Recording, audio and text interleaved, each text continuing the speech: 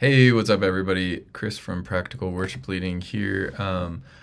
This is just what I'm going to call a peeking over my shoulder video. So I have a friend who wants to know how to use Planning Center, and I just wanted to give y'all a chance to see just some of the basic things that I do, how I do it, how I organize my songs, and do some of this admin stuff. So this is going to be just a video on how to add a new song to your song list in Planning Center. So first of all, let's check out the song list. So I'm here in Planning Center services. Planning Center has a bunch of apps. This is the services app that helps you organize your teams, your Sunday morning teams, and service plans. So if I go under songs here and say, so the scenario here is maybe you're a guest worship leader or something like that, and you want to do a song that has never been sung at the church before. Well, that's what I'm going to show you to do. I'm going to show you a little bit of the basics of how I've organized my songs before first. So this is just all the songs that are not archived. So that's the first thing to know, especially as a guest worship leader. If you look at this filter tab, you can filter by a bunch of different things. I'm going to go through each one.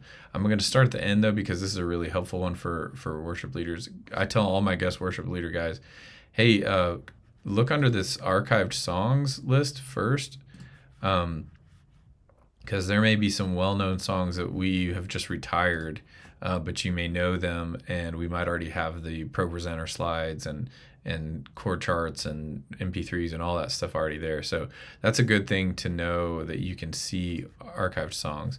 Now let's go in order. So music, we can filter by key. So here's all the songs that are in the key of A.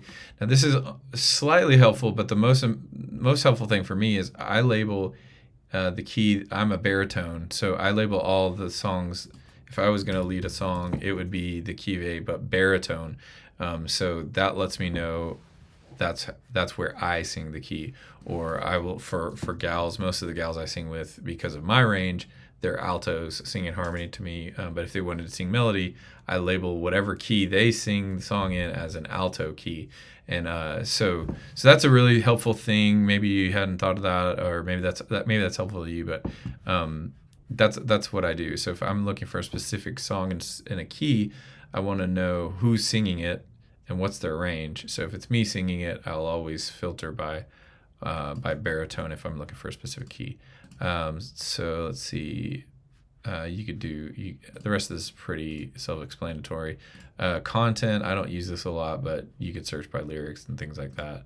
Tags I do use a lot. On practicalworshipleading.com, there's this bin group of tags is something called the bin system, and it's a way to make sure you don't have too many new songs in your repertoire.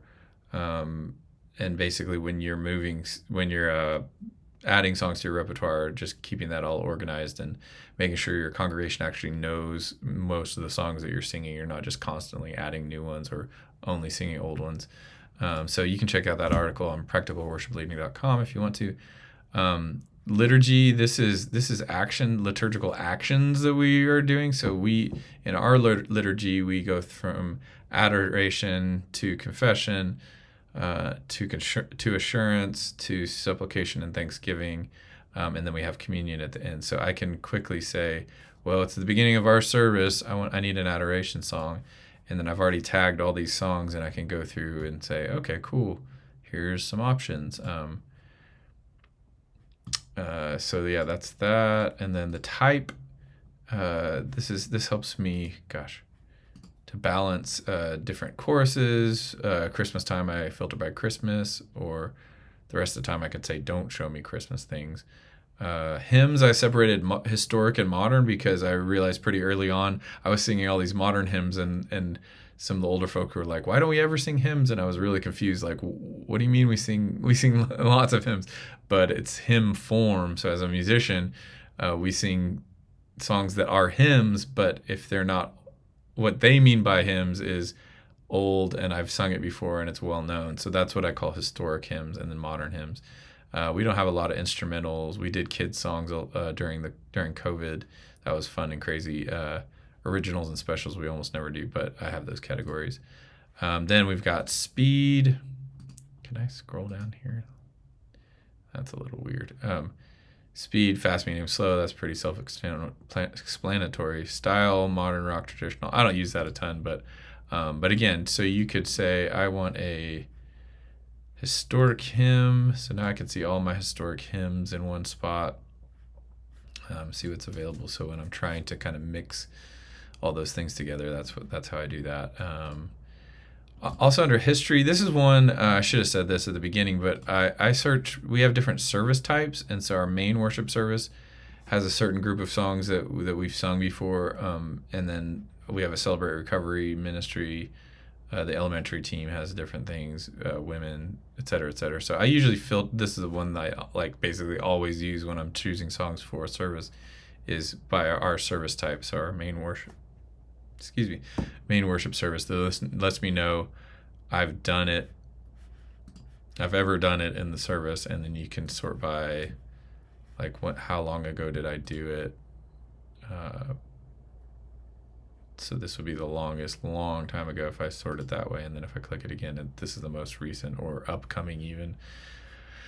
So that's the filter page. So all that to say, if you build your song correctly when you enter it in, then you can do all these cool things later. So that's why I started here. So I'm on the song page again, and let's just click add a song. And one song that my guest worship leader is going to be doing is Gratitude by Brandon Lake. And so usually I would go through here, and it automatically pulls it in. It has some recording that it's referencing that is in the key of B, and then I would just leave the rest of actually, if I was doing B, most of the time I have the G, because for guitarists that's super easy, and then we know it would be capoed 4 for B. So let's just hit submit. And so it already pulls in the cover art. Copyright info is up under arrangements, if you ever need to edit that stuff. CCLI number, all that stuff. But then it added this Brandon Lake arrangement, the length, the BPM, the meter, even a sequence. So that's pretty cool. But we don't have a chord chart. So if we wanted to add one for this arrangement, we would just click lyrics and chords, and we could say, here are the lyrics. Sorry about the weird typing sound, and then put in a G chord, and that'll show up over here. So you could go just Google that, chord chart, Gratitude, Brandon Lake. So I've already been digging around, but still, let's go to Ultimate Guitar. Love the high schoolers that make these. Good for them, man. But sometimes they're not the most accurate. But so I could just go and highlight this if it's gonna let me, and literally just dump this guy in. I copied it. Now you can see, watch out for fonts. So if I was gonna do this and use this as my come on, refresh there, buddy. As my chord chart, let me just hit a space and hit backspace. There we go. But you can see this is what's called a monospaced font, and so each letter is the same width, and so that's how they are keeping these chords in the right spot. And this is called a variable width font. And so how you can change that is under this format guy here.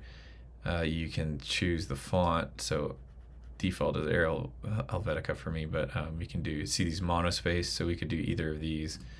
And now you can see that the chords line up in the right spot, and so that looks a lot more like what it was, where we were coming from. So you can do this. This is just the normal way to do it.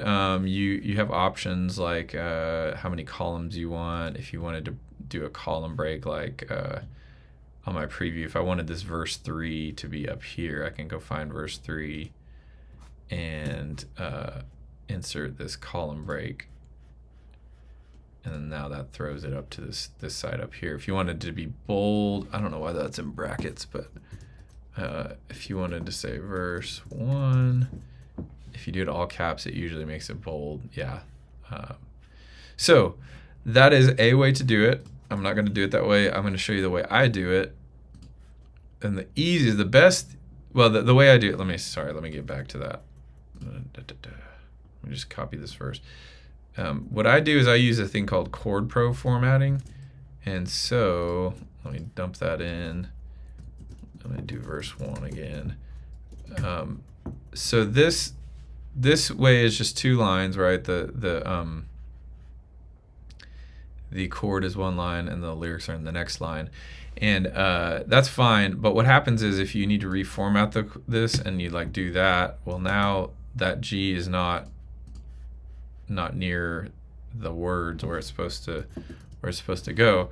And so they made this thing called Chord Pro where you can put the chords in line like this inside of these square brackets, and now it's basically anchored to that word. So if I go like this and reformat the chord chart, then it stays with the word, and so it'll just always follow that, which is really nice.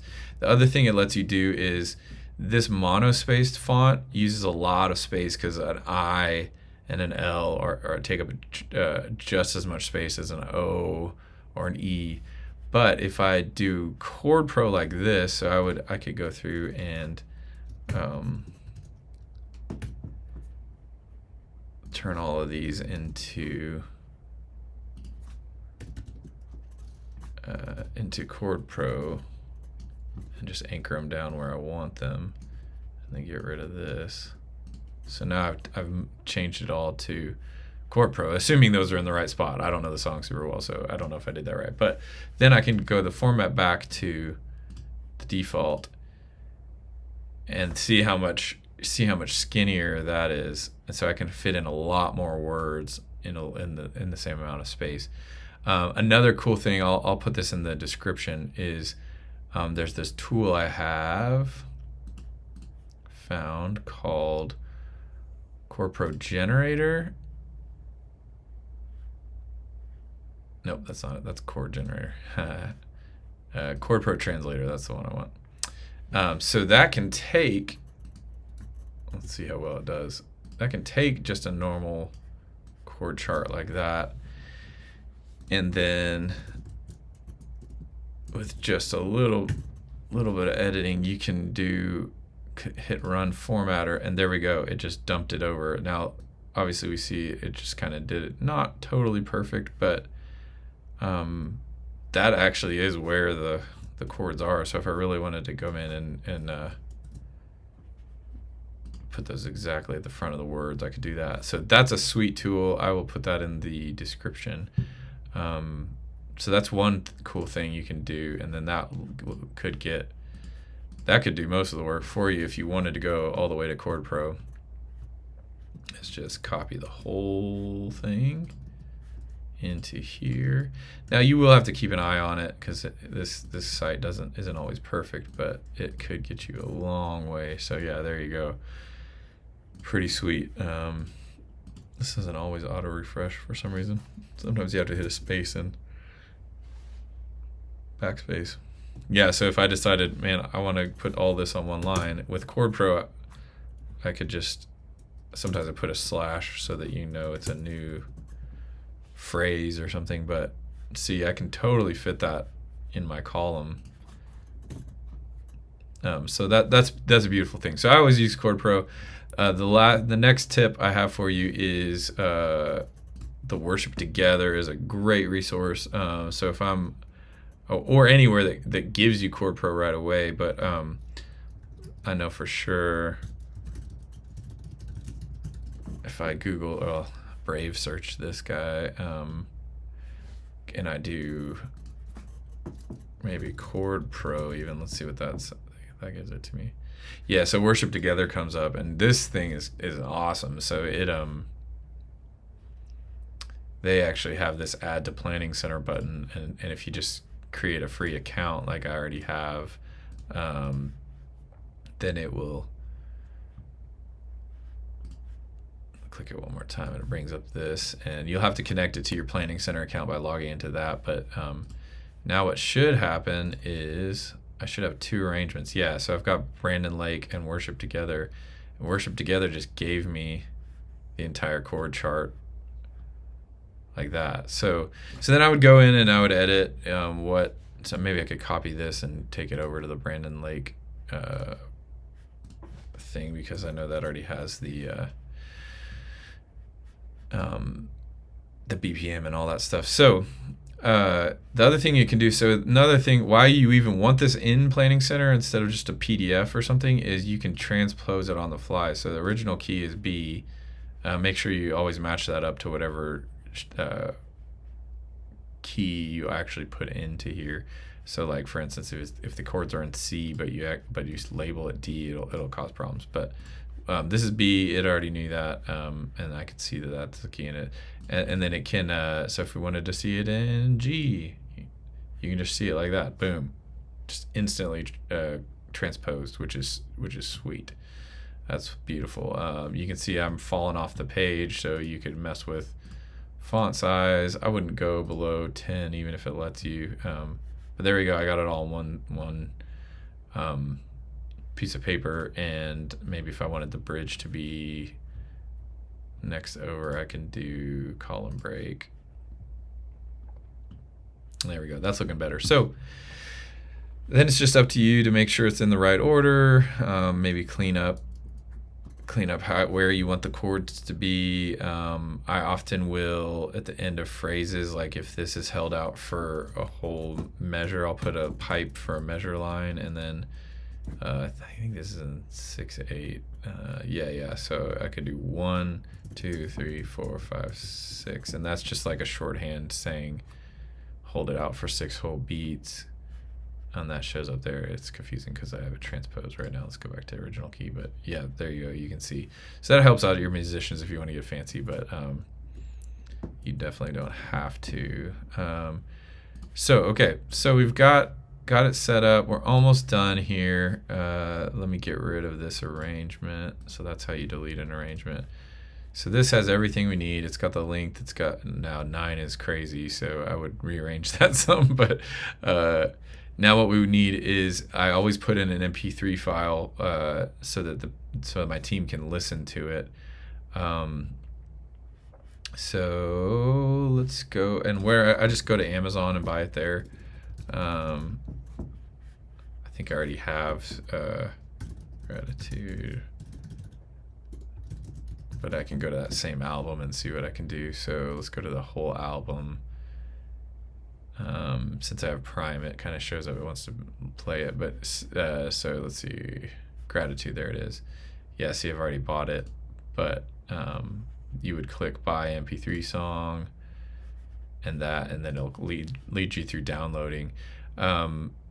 So next, but so I've got it downloaded. Let me pull up Finder and look at my files.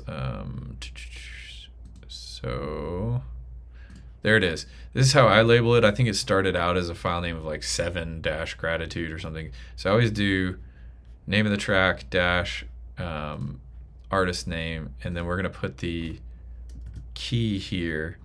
I might as well just show you how I find out the key. So we've got this. We can play that. I'm gonna get copyright struck if I if I let that play for a while. But basically, I can listen along, and then there's like you can just, if all you have is your laptop, you can go, okay, virtual piano, yeah, sure, let's do that, and you basically find that root. I can train you on how to do that or show you how to do that, but you just can learn to find the notes that they're singing or playing and figure out the key from that using this keyboard. And then that's how you label that. And then the last thing you want to do is attach it to your arrangement. So you click on this Add Files button, browse, and let's go find Gratitude, Brandon Lake B. Perfect. The other thing I always do is, if I can, add the iTunes link, the Spotify link. Don't do Amazon for some reason. If there's YouTube video with lyrics,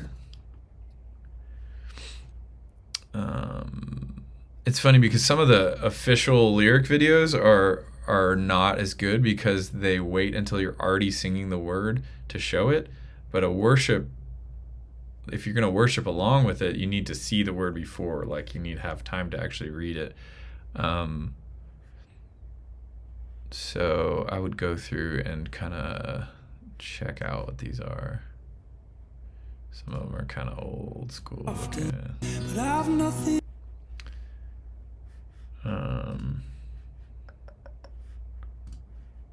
I'll just try to find something somewhat modern looking. That might be. I like simple and modern better than a million billion. Gosh. Sorry. I'm a graphics design guy too, so I'm not always. Nope. Sorry to whoever made those. Radio edit.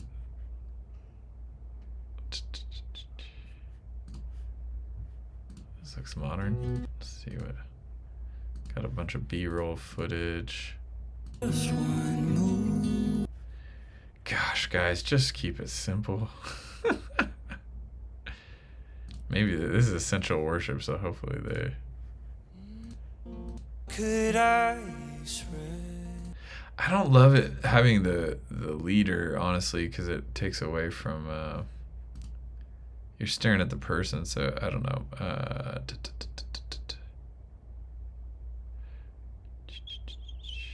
Sorry, this is not thrilling footage. All right, I'm just gonna go with the first one just for time's sake. So that's for our congregation because they can see the live preview and they can learn the song ahead of time.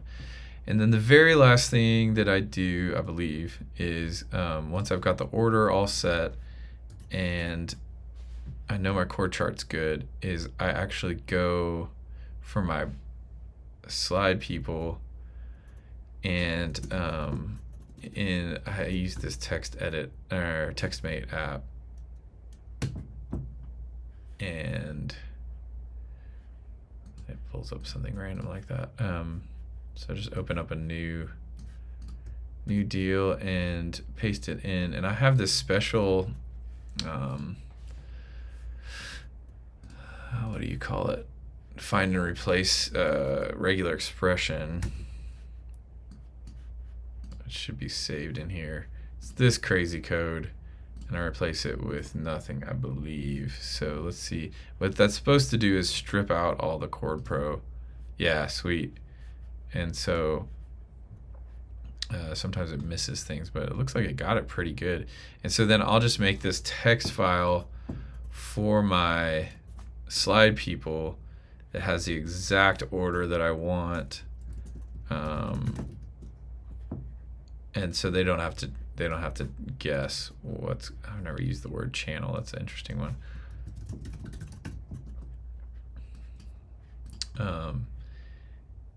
So then I can just send this over to my slide team, and they turn this into the slides. And so then I would. Sorry, these are bothering me. And it's important to even have for us. I put in the intros and the interludes and things like that. So we put in scripture verses on those spots. So that's why I do that. And then I'm just gonna save this as. I just clicked File, Save As, Downloads. Let's see. And I would just name it.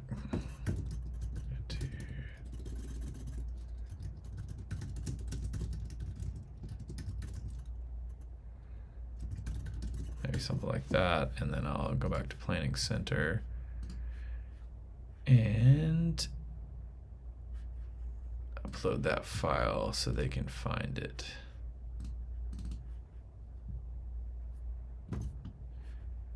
And there we go. So took a little bit of time, but we got everything in there. We got the MP3 for everybody. Oh, if you need it in a different key, then what you can do is just two things. You will do add key. So say I wanted to sing it in G.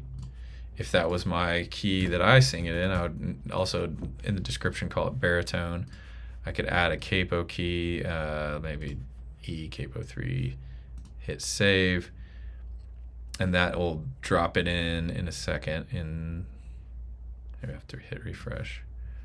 There we go. So it's the new key is there, but also I want that MP3 to be in the right key. So I would click this little transpose audio button, and I would find my MP3 file. I would click the key that it is, and then click the one I want it to go to. And then I'd call it G transposed. Oops. I guess I just leave that alone and let it look weird like that, but you can choose up or down and then hit transpose, and it'll say preparing to do it, and when it's done it'll show up there. So yeah, if you do any other different keys, that's good to make sure to transpose the audio too, so people can listen along, even if it sounds like a chipmunk or a low dark person, the scary low voiced person. That's good to go. So there you go. That's how I add songs to Planning Center with all the things that we need. Let me know if you guys have any questions or thoughts, or not sure why I did some things, and we can go from there. Have a good one.